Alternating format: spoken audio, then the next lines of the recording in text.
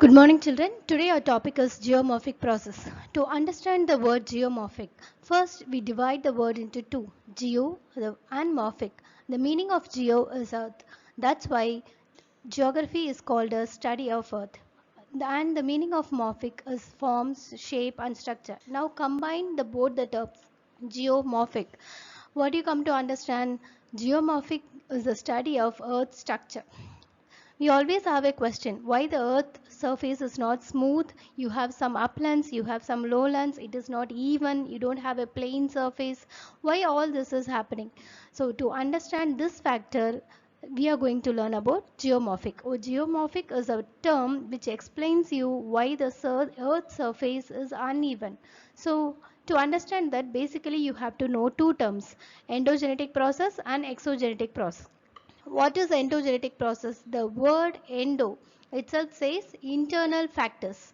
The forces that act from the Earth's interior towards the Earth's surface are called internal processes or endogenetic. Can we give some example for that? What are the internal factors that affect the Earth's surface? You can say earthquake, volcanic eruption, etc. All these comes under internal factors or endogenetic factors. Again, the second term is exogenetic. Exo gives you the meaning outer surface.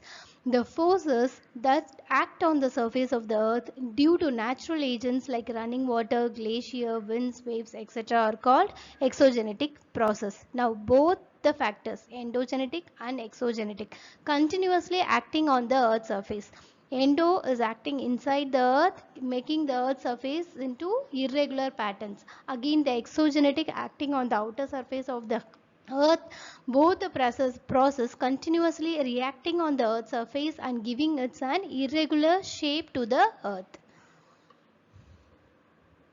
Next, we go on with the plate tectonics. As you all know, children, the lithosphere is divided into a number of huge slabs of rocks called tectonic plates. These tectonic plates are divided into major and minor plates.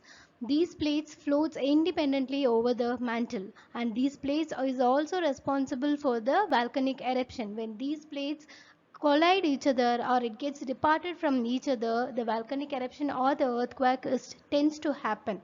So these plates are highly responsible for the internal factors, as we read already, the endogenetic factors. Collision of these plates produce mountain ranges and other irregular surface features both on land and on ocean floors.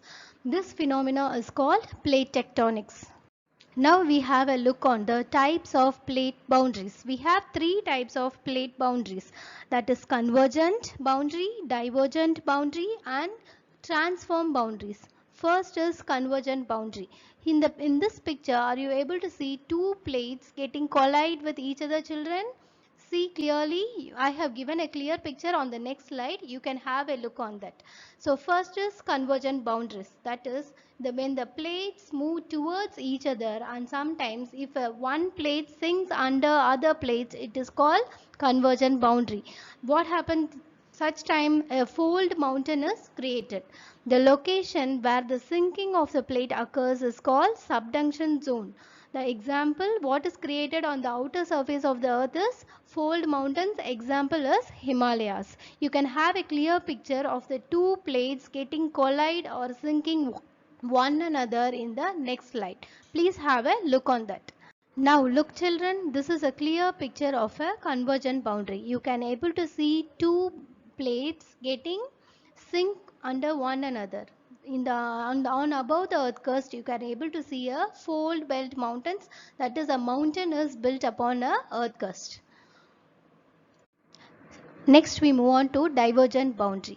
Here the plates pull away from each other as magma pushes up from the mantle. Example for divergent boundary is mid-Atlantic range. That is where two plates, tectonic plates, are pushed away from each other due to volcanic eruption. You can have a clear picture on the next slide. This picture gives you a clear picture of an divergent boundary. Here the two plates are getting pushed away from each other due to some volcanic eruption. And the last one is conservative or transform boundary. Here the plates slide horizontally past each other. Example of such boundary is San Andreas Fault. You can have a clear picture on the next slide. Yes, what you are able to see in this picture, children, here the two plates are passing each other horizontally. What is created on the earth crust in such a situation? It creates a deep, shallow depths on the earth crust.